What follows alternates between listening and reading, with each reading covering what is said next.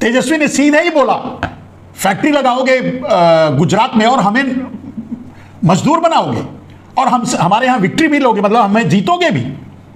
सही बोला, सीधा बोला और इस पर आगे बहुत बातें होंगी मेरे दोस्त। देश के अंदर ये हम सब एक हैं, ये बात है, हम भारत के हैं तो एक है, लेकिन भारत के कोने में बैठा छोटा सा प्रदेश अगर पूरे देश को गुलाम बनाने की कोशिश करेगा तो विरोध जायज है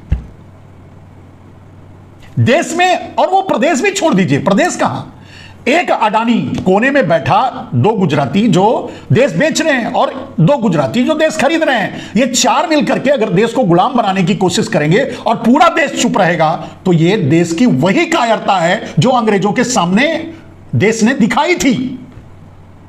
अगर पूरा देश अब भी चुप रहता है तो ये देश की, भारत की वही कायरता है जो उन्होंने मुगलों के सामने घुटने टेके थे, गुलामियां बर्दाश्त की थी। हम जैसे लोगों को यह सोचना पड़ेगा कि हमारे देश के खून में आज भी गुलामी है। हम गुलाम बनने से नहीं डरते, हम गुलाम बनना चाहते हैं, हम गुलाम रहना चाहते हैं, चाहे वो देश का हो चाहे विदेश का। मेरे दोस्त, वो लॉर्ड माउंटबेटन या अंग्रेज या ब्रिटिश रहा हो रूल्स या फिर अडानी का, दोनों एक ही हैं। हमारी रोटी यानी आम आदमी की रोटी छीनकर खाने वाले ये चोर हैं, ये माफिया हैं।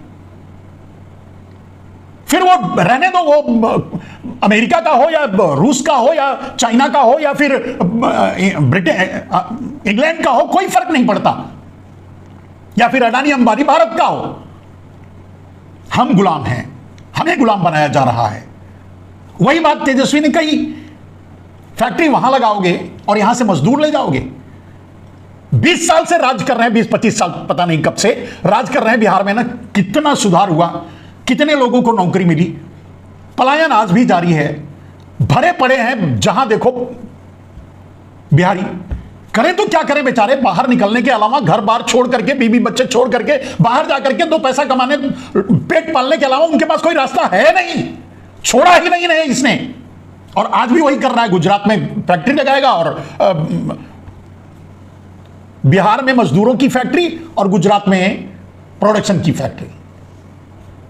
अब इतना बड़ा अत्याचार करने वाले अत्याचारी को अगर आप विरोध नहीं कर पाए, नहीं कर सकते हैं, तो फिर आप वही हैं जो अंग्रेजों के सामने घुटने टेके, जो मुगलों के सामने घुटने टेके, फ्रेंच, डच, न जाने कितने समुद्री लुटेरे आकर आपको लूटे और गुलाम बनाए और आप चुपचाप उनकी गुलामी करते रहे। आपके शरीर में आज भी वही खून है। अगर आप इस व्यवस्था और सत्ता के खिलाफ आवाज नहीं उठाते, आप अगर 2x2 के खिलाफ आवाज नहीं उठाते, आप अगर अडानी, अंबानी, नरेंद्र मोदी और शाह के खिलाफ आवाज नहीं उठाते, आप इस तरह की चोरी और इस तरह की सीनाजोरी, इस तरह की लूट के खिलाफ आवाज नहीं उठाते, तो आप।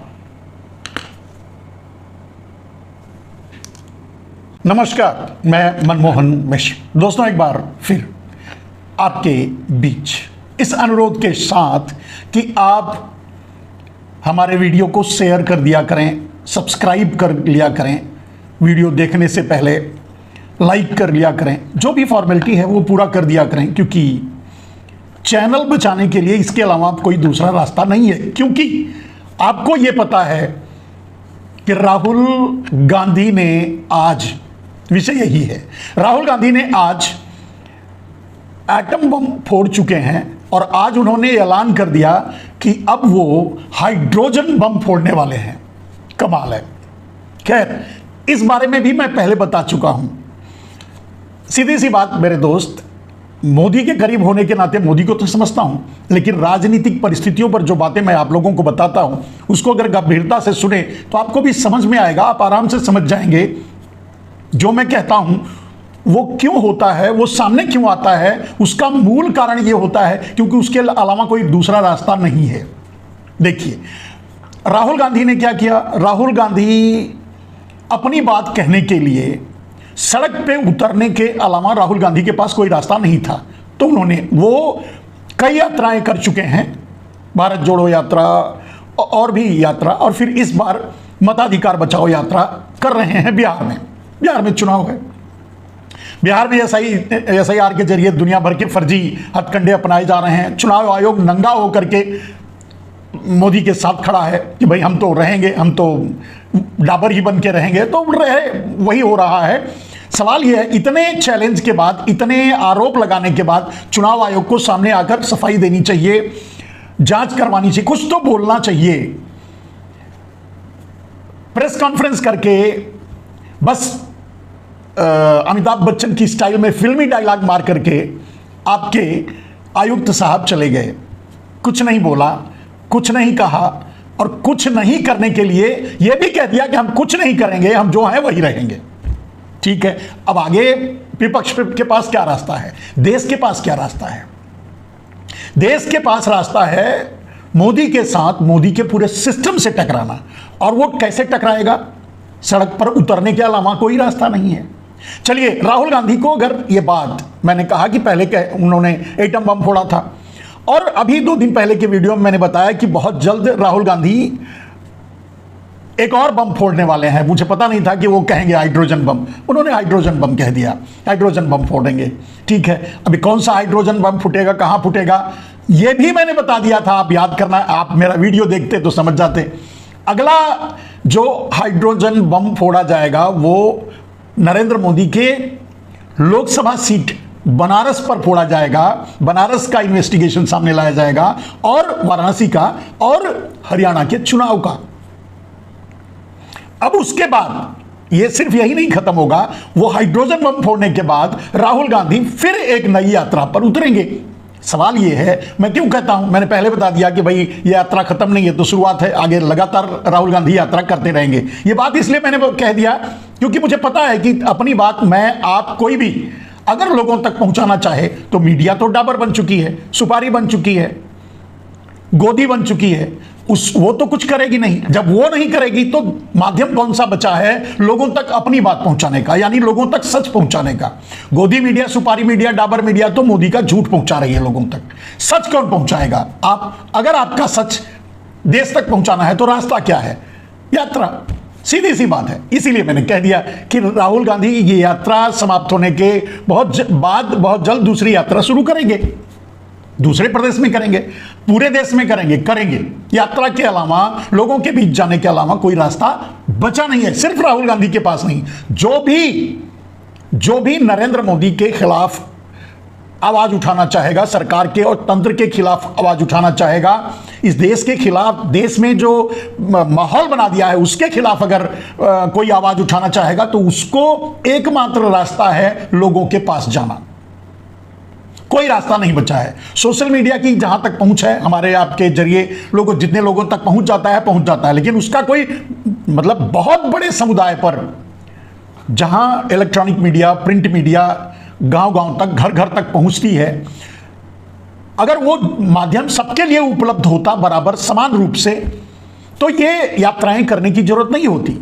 लेकिन जब वो बिक चुके हैं, जब वो डाबर बन चुके हैं, जब वो सुपारी लेकर काम कर रहे हैं, और वो तो छोड़ दीजिए, जब पूरा लोकतंत्र का चारों सिस्टम सुपारी पर उतर आया है, थोड़ा बहुत अगर बचा है, आप कार्यपालिका, विधायिका, पूरी तरह, और मीडिया पूरी तरह से सुपारी पर उतर आया है, गोदी बन गया है, डाबर बन गया है।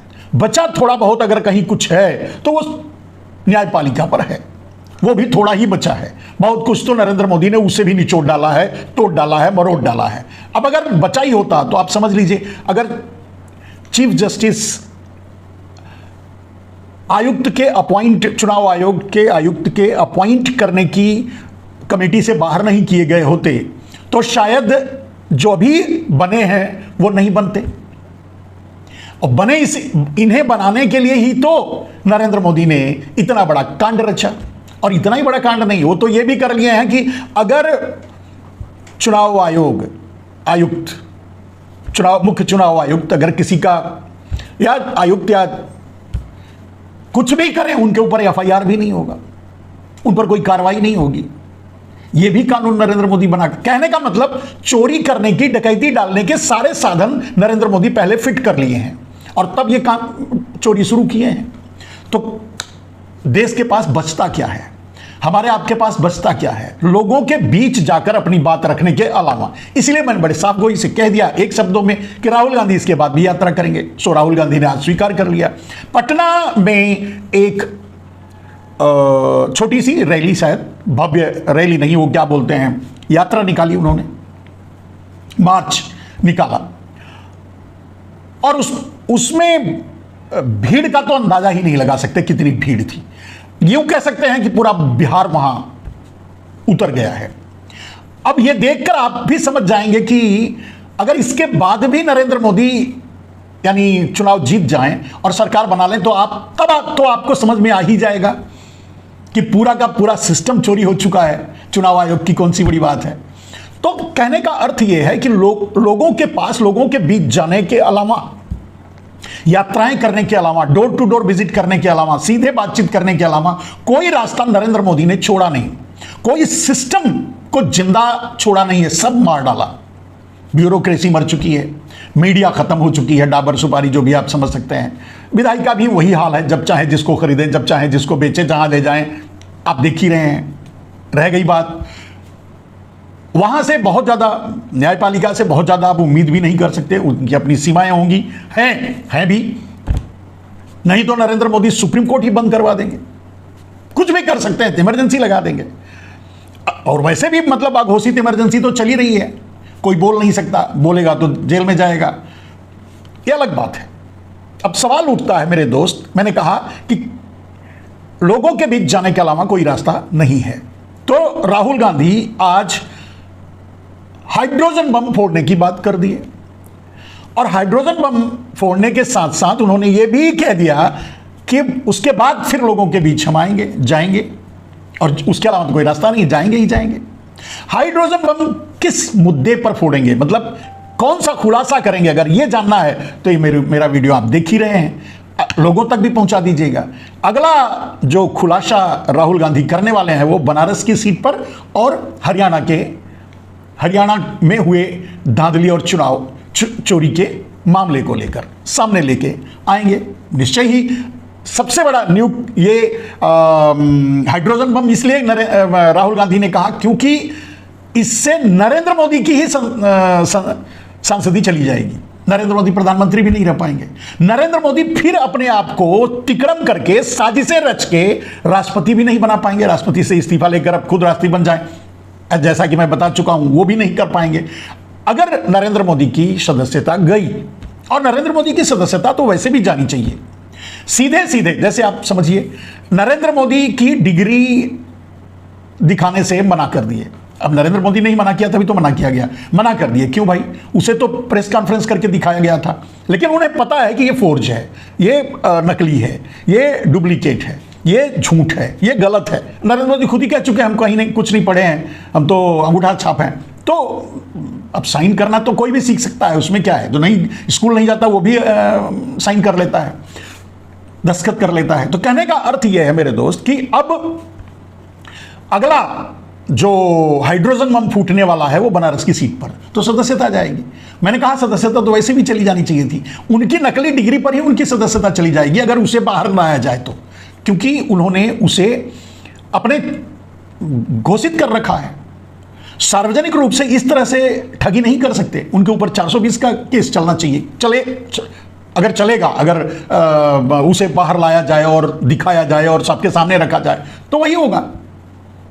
कहने का अर्थ यह है मेरे दोस्त कि अब नरेंद्र मोदी के पास कोई रास्ता नहीं बचा है।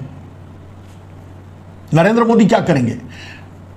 राहुल गांधी हाइड्रोजन बम फोड़ेंगे, ठीक है, हिला देंगे पूरे देश को, नरेंद्र मोदी के पूरे सिस्टम को हिला देंगे, यह सच है।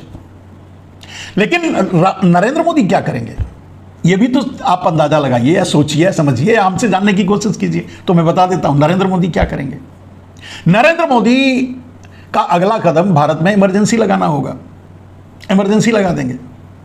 नरेंद्र मोदी गद्दी नहीं छोड़ेंगे, बड़ी जद्दोजहद के बाद शायद छोड़ें, कब छोड़े पता नहीं चल रहा है, लेकिन इतने आसानी से तो नहीं छोड़ेंगे। मतलब इज्जत से तो नहीं जाएंगे, क्योंकि इज्जत से जाएंगे तो तिहाड़ जाना पड़ेगा, इसलिए छीछा लेदर करके जाएंगे। पूरी तरह से छीछा लेदर करके ही जाएंगे, इज्जत बेइज्जत होके ही जाएंगे। जाएंगे तो जरूर, हर आदमी आता है तो जाना ही पड़ता है, जाएंगे वो भी जाएंगे, जिसका उद्भव है उसका विनाश भी होता है, तो जाना तो है। कैसे जाएंगे?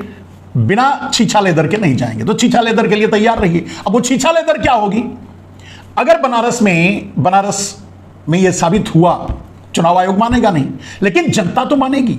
और अगर यह साबित हुआ कि चोरी वहां भी हुई है और नरेंद्र मोदी खुद चुनाव चोरी से जीते हैं, वोट चोरी से जीते हैं, तब क्या होगा? देश में कौन सा मैसेज जाएगा? आम आदमी में कौन सा मैसेज जाएगा? अब आम आदमी की बात, वोट काटने की कोशिश करेंगे, चोरी करने की कोशिश करेंगे तो आम आदमी सड़क पे उतरेगा। इसीलिए राहुल गांधी पहले से ही तैयार है। कहने का मतलब राहुल गांधी अपने आप को तैयार कर चुके हैं एक लंबी लड़ाई के लिए मोदी के साथ। इसको समझिए। थोड़ा सा हट करके एक और बात समझिए। नरेंद्र मोदी अभी अपने आप को सेफ गार्ड यानी कोशिश कर रहे हैं बचाने की इस हद तक कोशिश कर रहे हैं कि वो दुश्मन के सामने भी जाकर झुक गए, लाल आंखें दिखाने की जगह उसके चरणों में पड़ गए, कटोरा लेकर चले गए चीन के पास। अब अमेरिका ने सीधे इशारा कर दिया, कह दिया, वो इशारा करने वाला आदमी नहीं है ट्रंप, कह दिया तो शी जिनपिंग ने भी उनके कटोरे में कुछ नहीं डाला। शी जिनपिंग तो लूट ही रहा है भारत को, भारत के बाजार पर छाया हुआ है। 70% यहां जो इंपोर्ट होता है वो चीन का ही माल आता है। हमारे आपके आसपास बीच सब कुछ वही है। तो जो लूट रहा है वो लूट ही रहा है। अब नया कुछ करने से उसको क्या फायदा होने वाला है? तो क्यों करेगा? और भारत माने या ना माने, नरेंद्र मोदी जैसे नेता अपने आप को भले ही चीन का दोस्त बना लें या अडानी के हितों को ध्यान में रखकर और चीन और अमेरिका ने मिलकर ही नरेंद्र मोदी को प्रधानमंत्री बनाया है और हैं, उसी के बल पे हैं। तो जो उसको चाहिए था उसको मिल चुका है। तो जो भारत को चाहिए वो थोड़ी देगा। और देगा क्यों? वो तो चाहेगा कि भारत कमजोर से और कमजोर बने। और इस समय तो कुदृष्टि एक शनि की दशा चल रही है। ट्रंप भिड़ा हुआ है मोदी के नाते, मोदी के कारण, मोदी से, और उसके कारण भारत पिस रहा है। भारत मोदी को हटाए तो वो ये नौबत मतलब दूर हटे, ये पनौती दूर हटे, ये पनौती हटे तो वो भी पनौती हट जाएगी। यानी अगर नरेंद्र मोदी रूपी पनौती भारत से हट जाए तो ट्रंप रूपी पनौती अपने आप हट जाएगी। ये पहले भी बता चुका हूं, यही होगा, आगे चल करके यही होगा। सत्ता बदलेगी तो देख लीजिएगा, सत्ता बदलते ही ट्रंप की भाषा बदल जाएगी, व्यवहार बदल जाएगा, सारे विचार बदल जाएंगे, सब टायरिफ सब खड्डे में चला जाएगा, जैसा था सब चलेगा। मेरे दोस्त, सारी खुराफात नरेंद्र मोदी को लेकर है ट्रंप की। ये तो बहुत बार बता चुका हूं, आप समझ गए होंगे, समझदार हैं, वैसे भी जानते हैं। और अब तो देश ही समझने लगा है, देश जानने लगा है। नरेंद्र मोदी खुद भी कई बार साबित कर चुके हैं कि वो अमेरिका के पिट्ठू हैं, दलाल हैं, चीन के पिट्ठू दलाल हैं। हमें कहने की क्या जरूरत है? अब इस समय चीन के पास कटोरा लेकर जाने का मतलब भी तो यही है। इतना लुटा चुके हैं चीन पर नरेंद्र मोदी। आपको याद होगा कि यहां जियो दंदनादन लागू करवाने के लिए अपने मित्र का, उसके लिए एक वोल्टी फोन डेवलप किया गया जिसमें एक छोटा सा सॉफ्टवेयर डाल करके और यहां बेचा गया। वैसे ही सिम बेच सकते थे, क्यों नहीं बेचे? क्योंकि चीन को 5 लाख करोड़ से ज्यादा का फायदा नरेंद्र मोदी को पहुंचाना था और पहुंचाए। और चीन को जो फायदा हुआ उसका हिस्सा अडानी को इनडायरेक्टली वहां का व्यापारी मिला। कहने का मतलब भारत को बेचने से भी अगर दलाली मिलती है तो नरेंद्र मोदी पीछे नहीं हटेंगे। और वैसे भी काले धन को जो छुपा करके विदेशों में रखा हुआ है नरेंद्र मोदी, अगर जरा भी भारत से उन्हें मोहब्बत होती, वो जरा भी राष्ट्रवादी नेता होते, उनके जरा भी भारत से लगाव होता, अगर वो मोदी नहीं होते, अगर वो, उन्होंने कहा है, तब कह रहा हूं, उन्होंने कहा था कि मैं गुजराती हूं, व्यापार मेरे खून में है, तो वो गुजराती नहीं होते और वो व्यापारी नहीं हो, गुजराती के साथ साथ व्यापारी। उन्होंने कहा था कि मैं गुजराती हूं, व्यापार मेरे खून में है, तो अब वो व्यापार कर रहे हैं। तो अगर गुजराती नहीं होते, अगर वो मोदी नहीं होते, अगर वो उनके खून में व्यापार नहीं होता, तो आप समझ सकते हैं देश को 300-400 लाख करोड़ रुपया जो विदेशों में जमा है आज, और वो 1.5 गुना बढ़ चुका है, वो वापस मिल जाता। और अगर वो वापस मिल जाता तो भारत तो एक दिन में ही विश्व गुरु बन जाता। पैसा ही सबको गुरु बनाता है, और क्या, कौन सा गुरु है? अमेरिका दादा बन के बैठा है पैसे के बल पे ही ना, और वो तो कर्ज लेकर बैठा है। हम तो कर्ज चुका करके दादा बन जाते, मतलब विश्व गुरु बन जाते। लेकिन मोदी जैसे दलाल लोग नहीं होने देंगे। कोई भी एक बार भी नरेंद्र मोदी ने किसी भी मंच से ये कहा कि मैंने काले धन के लिए क्या किया? नहीं। एक बार भी मंच से यह कहा कि मैंने काले धन को राष्ट्रीय संपत्ति घोषित करवाने की बात की थी, क्यों नहीं करवाया? नहीं। क्यों? कोई किसी भी माध्यम से जो दलाल लगाए गए थे काले धन के बल पे पूरे भारत का विकास करना चाहते थे बोलने के लिए झूठ, क्या उनमें से किसी ने, जैसे कान्हे बाबा एक हैं रामदेव, क्या वो बाहर आकर निकलकर पूछे कि काले धन को राष्ट्रीय संपत्ति क्यों नहीं घोषित किया? नरेंद्र मोदी जैसे बीजेपी के लगभग सारे नेताओं ने दस्तखत करके दिया है कि मैं काले धन को राष्ट्रीय संपत्ति घोषित करवाऊंगा। अब बदल जाएं, धोखा दे दें, वो अलग बात है। रही बात अब उस धोखे में कान्हे भाई भी शामिल रहे हों तो अलग बात है। ठीक है, ये इस पर जाने से कोई फायदा नहीं है मेरे दोस्त। बात ये है कि भारत की महिमा, भारत की गरिमा मिट्टी में मिला दिया है नरेंद्र मोदी ने इस समय। कम से कम चीन जाकर के, कटोरा लेकर चीन जाकर के, अमेरिका के खिलाफ जाकर के चीन भारत के साथ खड़ा होगा, भारत की मदद करेगा। ये इसकी कल्पना करना, अगर ये एक छोटा सा बच्चा भी भारत का रहेगा वो भी मानेगा, जानेगा कि चीन कभी नहीं करेगा मदद या साथ नहीं देगा। वो पाकिस्तान का साथ देगा, वो पाकिस्तान के साथ खड़ा रहेगा और पाकिस्तान के साथ लड़ चुका है। किस मुंह से नरेंद्र मोदी गए और कैसे वहां मुंह दिखाए और वहां से आकर कैसे फिर भारत में मुंह दिखाएंगे, मुझे तो यही समझ में नहीं आ रहा है। कोई भी शर्मसार नेता होता, कोई भी शर्म करने वाला, अगर जरा भी शर्म होती तो नहीं जाता, और जाता तो फिर लौट के नहीं आता, नहीं तो फिर चुल्ली भर पानी तो बहुत है। बेशर्मी की सारी हदें पार कर चुके हैं नरेंद्र मोदी देश के मान मर्यादा को ताक पर रखने। लतेड़ डाला, लथेर डाला, न जाने क्या क्या कर डाला। ट्रंप कुछ नहीं बोल पाए, नाम तक नहीं ले पाए उसका, उसे झूठा तक नहीं कह पाए। अब अगर नरेंद्र मोदी उसे झूठा कहे तो ट्रंप बोलेगा कि झूठ तो तुम हो, दिन रात बोलते हो अपने देश में, अपने देशवासियों से, और वो सारे सच खोल देगा, बोलेगा। नरेंद्र मोदी बोल के देखें ट्रंप झूठा है, ट्रंप का अगला शब्द उसके मुंह से निकलेगा, यू आर माई इंप्लाइज, तुम मेरे गुलाम हो, तुम मेरे दलाल हो, तुम मेरे लिए काम करते हो, तुम मेरे लिए नौकरी करते हो, हमने तुम्हें प्रधानमंत्री बनाया है, हमको झूठा कह सकते हो, बोलेगा। सुनना पड़ जाएगा। और उसके बाद वैसे भी नरेंद्र मोदी नहीं बोलने वाले हैं। नरेंद्र मोदी ट्रंप को कहां झूठा बोल पाएंगे। नरेंद्र मोदी एक गलत आदमी, गलत आदमियों के साथ मिलकर ही अपना सिंडिकेट चलाता है। वो सही काम, सही आवाज, सही बात, सही रुआब, सही नहीं कर सकता, उसमें हिम्मत ही नहीं होती, खत्म हो चुका होता है वो, उसमें कुछ भी नहीं बचा रहता। वही बात आज है।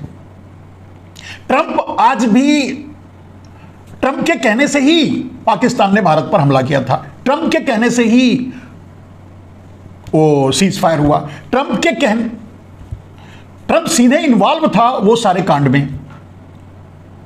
अब ट्रंप इतना पीछा कर रहा है कि चाइना को, अगर चाइना को सोचे भी एक बार, पहले चाइना सोचेगा नहीं, सोचे भी चलिए भारत के साथ खड़ा होया जाए, तो भी ट्रंप नहीं होने देगा। मेरे दोस्त, आज भारत के पास एकमात्र रास्ता है नरेंद्र मोदी जैसे पनौती से जान छुड़ाना। भारत कब छुड़ाएगा, कैसे छुड़ाएगा, भारतीय जनता पार्टी के नेता इस बारे में कब सोचेंगे, वो राष्ट्रवादी नेता कब बनेंगे, मोदी भक्ति कब छोड़ेंगे, मोदी की वंदना कब बंद करेंगे, मोदी के चरणों में पड़े रहना और कब बंद करेंगे, कब वो इंसान बनेंगे, कब वो जागेंगे, कब वो समझेंगे कि देश बर्बाद कर दिया नरेंद्र मोदी ने। और अब उस बर्बादी पर तो लोग बोलना शुरू कर दिए हैं। नरेंद्र मोदी ने जो अन्याय किया, अत्याचार किया देश के साथ, पूरे देश को लूट करके अडानी को दिया, उस पर तो पटना में भी बोला गया